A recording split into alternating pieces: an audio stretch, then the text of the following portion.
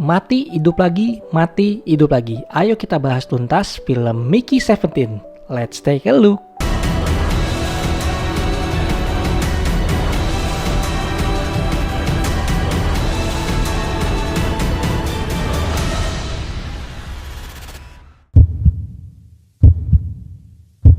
Film ini direncanakan rilis internasional pada tanggal 7 Maret 2025. Tapi untuk Indonesia, kita sudah bisa menikmati film ini di tanggal 5 Maret. Jadi, untuk sekarang advance tiket salesnya sudah tersedia guys. Ayo buruan di booking tiket filmnya. Dengan genre adventure, sci-fi, dan komedi, film ini akan berdurasi 2 jam 19 menit guys. Jadi cukup lama. Jangan lupa untuk siapin minuman dan makanan supaya kalian bisa enjoy nontonnya. Production house selaku distributor untuk film ini adalah Warner Bros. Company. Mereka mengeluarkan budget sekitar 118 juta dolar. Disutradarai oleh Bong Joon-ho, sang sutradara pemenang Piala Oscar untuk film Parasite, dibantu penulisan ceritanya oleh Edward Ashton, orang dibalik novel dengan judul Mickey 7 yang diadaptasi menjadi film layar lebar ini. Diperankan oleh Robert Pattinson sebagai protagonis utama, film ini akan dibantu oleh Naomi Ackie, Steven Yeun, dan juga Mark Ruffalo. Film ini menceritakan petualangan tentang Robert Pattinson sebagai Mickey Barnes. Dia ini seorang kru dari pesawat luar angkasa yang bisa dibilang statusnya adalah expendables atau bisa dibuang. Dia memiliki misi untuk mempelajari dan mengkolonisasi sebuah planet es yang bernama Niflheim. Diharapkan dia bisa membuat manusia tinggal di planet itu. Walaupun dia mati, secara tubuh dia bisa dihidupkan kembali atau dibikin ulang. Tapi dengan memori yang sudah ada. Dan karena kesalahan dari regenerasinya ini, timbullah masalah besar. Ada beberapa fakta menarik dari film ini yang akan kita bahas. Yang pertama adalah kemampuan acting. Kayak yang gue bilang tadi, ada kasus di mana ada kesalahan regenerasi menghasilkan Robert ini sebagai Mickey ada dua yang sama-sama hidup dalam waktu yang bersamaan. Di sini merupakan tantangan buat Robert untuk memerankan dua karakter Mickey yang berbeda. Lebih menarik lagi kalau misalnya kita bisa melihat banyak karakter Mickey, karena seperti judulnya kita tahu bahwa ini Mickey 17, berarti mungkin ada 17 Mickey dengan karakter yang berbeda.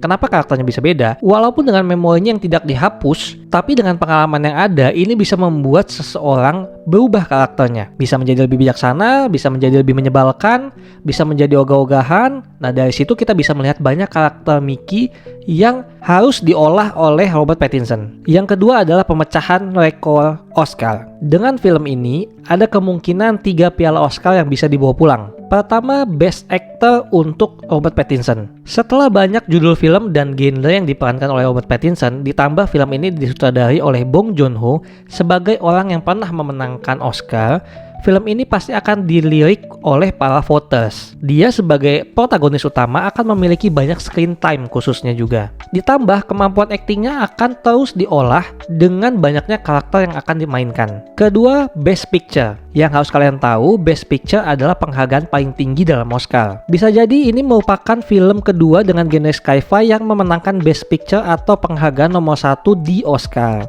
dalam 10 tahun terakhir guys. Yang ketiga, Best Director. Bong Joon-ho bisa menjadi sutradara Korea pertama yang memenangkan Best Director 2 kali guys. Selanjutnya masalah delay dalam perilisannya. Salah satu yang membuat film ini menarik justru karena delay perilisannya guys. Delaynya gak main-main, udah 1 tahun. Harusnya ini film di tahun 2024, tapi diundur ke 2025. Kenapa jadi menarik? Karena saat ini berarti sutradaranya memiliki kesempatan, memiliki waktu untuk menggarap film ini jauh lebih detail, jauh lebih bagus lagi, baik dalam screenwritingnya atau juga segi visual efeknya. Berarti garansi film bagus dong ya. Yang keempat adalah first reaction. Setelah tayang perdana di London dan juga Berlin dalam festival film, film ini mendapatkan reaksi yang cukup positif. Para kritikus memberikan nilai 89% di Rotten Tomatoes. Ini bisa menjadikan dua hal. Yang pertama, filmnya memang bagus dan enjoy untuk ditonton, atau yang kedua, terkadang para kritikus dan juga para penonton film itu memiliki hal yang berbeda, pandangan yang berbeda. Bisa jadi para kritikus ini hanya menilai dari segi teoritis dan pengaplikasiannya, seperti visual effects-nya bagus, lalu kostumnya juga bagus, alur ceritanya juga bagus. Tapi terkadang hasil yang didapat sebenarnya buat para penonton nggak begitu enjoy, karena mungkin susah untuk dimengerti, harus berpikir keras. Seperti itu guys. Dari 2 trailer yang sudah tayang, gue bisa simpulin secara landscape, secara visual effect, secara alur cerita dan segi karakternya, ini semua bagus dan patut untuk kita nantikan di bioskop. Jadi jangan lupa kalian untuk ajak keluarga kalian nonton film ini di bioskop. Sekian video kali ini, like kalau membantu, share kalau kalian suka, dan subscribe kalau kalian pengen tahu tentang dunia perfilman. See you on the next video, and that's a wrap.